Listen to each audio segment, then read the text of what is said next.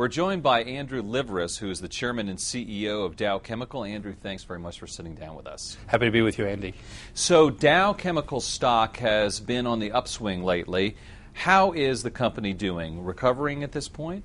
Yeah, it's a good word. I think the acquisition of Rohm and Haas that we closed early last year, if you look at it now, 15 months later, we've fully integrated that great company into Dow.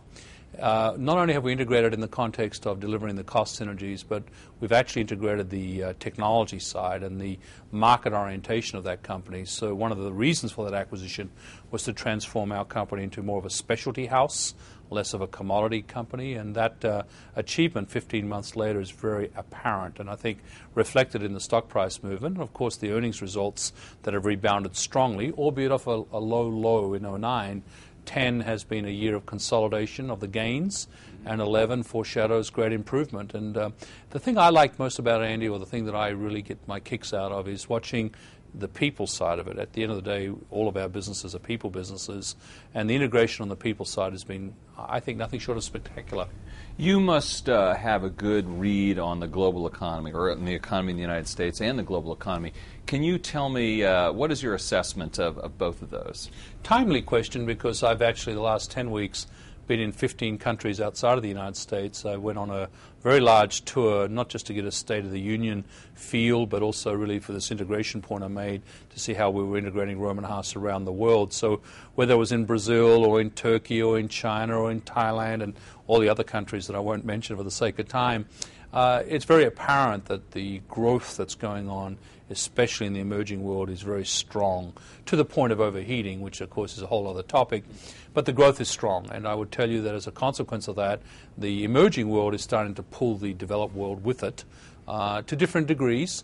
Certainly an economy like Germany is very strong, and some other European economies, because they're export economies, and as a consequence of that, they're also doing fairly well. I would say Germany, as a case in point, is benefiting not just from exports to the Far East, but also because right next door it has the Eastern Europe, Russia, and in particular with Russia, oil and gas money to be spent, so they're taking advantage of the new consumers in that part of the world. But, you know, the developed world, if I can kind of keep that bucket intact, is slow recovery. And I think the good news is it's recovery, but it's slow. And I think, you know, of course, here in the United States, we have a jobless recovery, which, of course, creates all sorts of consternation. We believe we're way past the double dip threat, but we certainly need to do what needs to, you know, all of us collectively to get more certainty into this recovery. Well, let's talk about that jobless problem, because it is stubborn. Right now, corporate profits are very high. Mm-hmm. Productivity is very high, which means that CEOs and leaders are getting a lot out of their workforce. Yes. Have you been reluctant to hire more workers? Well, we are hiring in the United States, and we're increasing capital spending, but it's not as fast as elsewhere. And I think so it's that delta that I think everyone's noticing, not just our company, but other companies.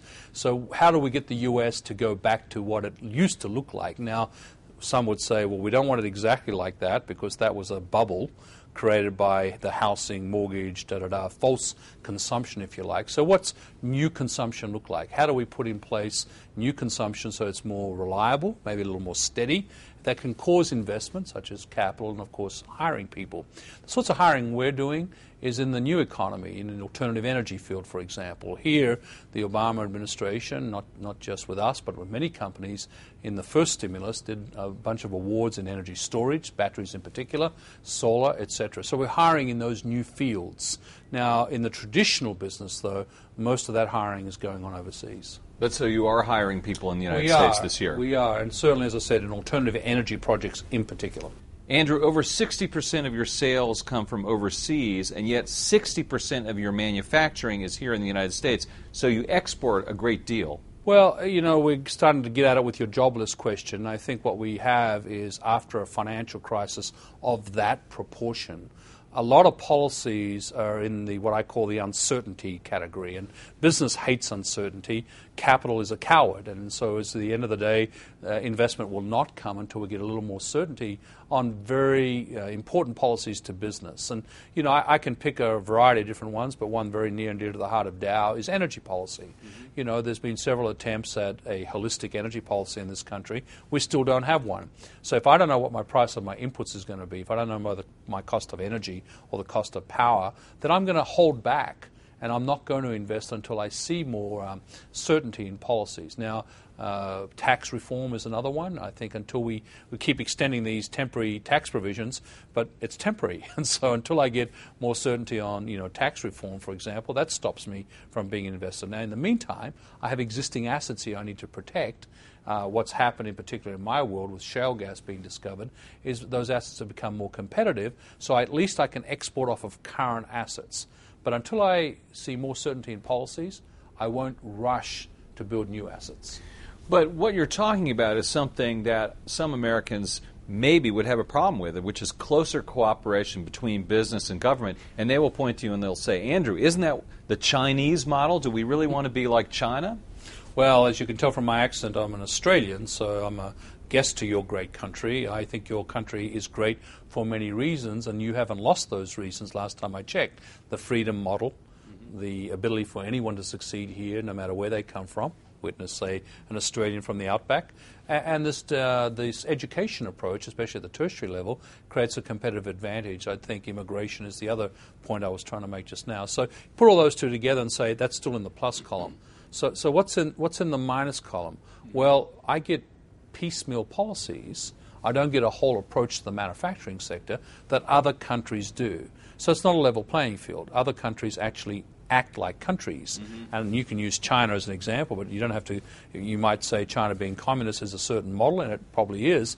But go to a democracy like Brazil, or go to a democracy like India, go to other democracies around Germany. They actually support their manufacturing sector as a country. They have, in fact, public-private partnerships. The government, working with industry, working with business, comes up with holistic approaches to policies that encourage exports, that encourage investment in their country. We at Dow call that an advanced manufacturing plan. We've actually published that at Dow. We believe that if the government here in the United States put all that together as a holistic look, manufacturing would have a renaissance in this country. And instead of being 11% of the economy and continuing to decline and almost becoming subscale, you might argue it's approached that point already, we can reverse that decline and start getting the manufacturing sector to be the engine of the American economy again, thus creating new consumption that I implied earlier has disappeared with the lack of the consumer having confidence to spend. So you're talking about a partnership rather than not being adversarial with regard to government. I think, look, it's another P word, pragmatic. I mean, look, we all get here by talking to each other and listening to each other, and I think partnership models are great. I'm a free market capitalist CEO running a great American enterprise. I need engagement with government so I can get more certainty of policy. As a chemical manufacturer, you count obviously on your primary components being shale gas, as you discussed, and there's a great debate in the United States about exactly how much we have. Can you give us your read on that? Well, the numbers are just incredible and astonishing, and probably will go down as one of those great signature moments in U.S. energy history. That new technology, new drilling techniques. Entrepreneurs, the small guys, went out there and found ways to get to the source rock. Natural gas occurs in pools, but it comes from a source. The source is shale. And so what they did is they developed the technology to break loose the gas from the source rocks.